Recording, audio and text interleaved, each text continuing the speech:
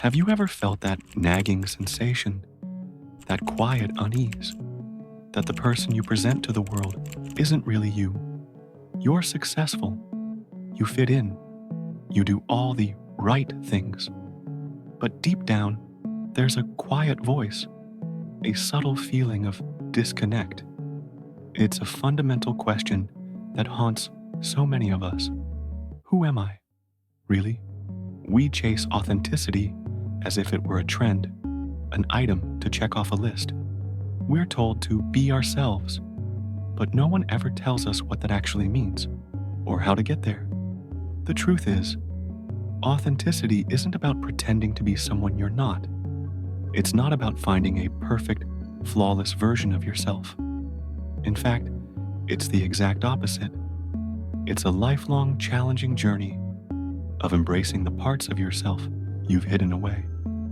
The good, the bad, and the ugly. The brilliant and the broken. This journey, as mapped out by the brilliant psychologist Carl Jung, is called individuation. It's the process of becoming a complete, whole human being. It's about bringing the unconscious into the light of your awareness. Jung said it best. The life of the individual is like a journey, and the ultimate goal is to become who he is. So, if you're ready to stop performing and start living, stay with me, because in this video, we're going to dive deep into Jung's 4 key archetypes, the foundational building blocks of our psyche that hold the key to unlocking your true, authentic self. We'll explore the masks we wear, the parts of us we deny, the inner balance we've lost, and the ultimate destination of it all, wholeness. Our first stop on the journey is the persona. Think of it as the social mask we wear to navigate the world. It's not inherently bad. In fact, it's necessary. The persona is what allows us to function in society, to play our roles as a professional, a friend, a partner. It's the face we show to others, a carefully constructed public image designed to make a specific impression. But a persona can become a prison. The danger lies in a complete identification with the mask. When we confuse our role with our true self, we lose touch with who we are underneath. We become so concerned with what others think of us that we lose sight of our own desires, values, and emotions. This over-identification with the persona is a major source of our existential angst. We become like actors in our own lives, living out a script written by social expectations and the demands of others. Have you ever felt that pressure to be the good student, the successful employee, or the perfect parent? When we become too rigid in these roles, our true self begins to feel stifled, suffocated. This can lead to a sense of emptiness, feeling that no matter what we achieve, it's never enough. We're performing, but we're not living. The goal isn't to get rid of the persona. We can't. We need it to interact with the world. The goal, according to Jung, is to develop a flexible persona, a persona that serves us rather than dominates us. You should be able to consciously choose which mask to wear and when. You should be able to take it off and still know who you are. This requires an honest look at the masks you wear. What do they hide?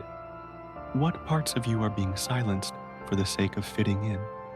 Recognizing the mask is the first step toward reclaiming your authentic identity. Now, for the most difficult and profound part of this journey, facing the shadow. The shadow is everything we've repressed, all the parts of ourselves we deem unacceptable, immoral, or bad. It's our raw, primitive self, our anger, our jealousy, our selfishness, our deepest insecurities. We're taught from a young age to be good, to push these parts away. We think that by ignoring them, they will just disappear. But the unconscious doesn't work like that. Ignoring the shadow doesn't make it go away.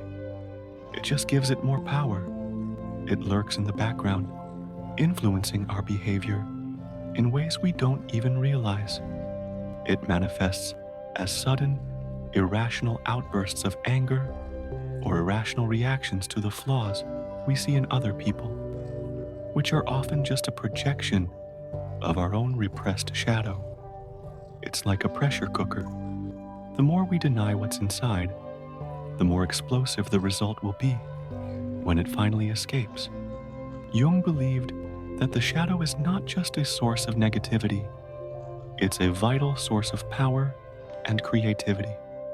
The qualities we repress often contain immense energy. The goal isn't to destroy the shadow, but to integrate it, to bring its darkness into the light of our consciousness.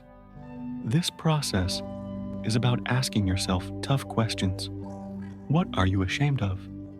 What do you hide? What parts of you are you afraid to show the world? When you face your shadow, you can begin to transform it. Your raw, undirected anger can become a powerful force for justice.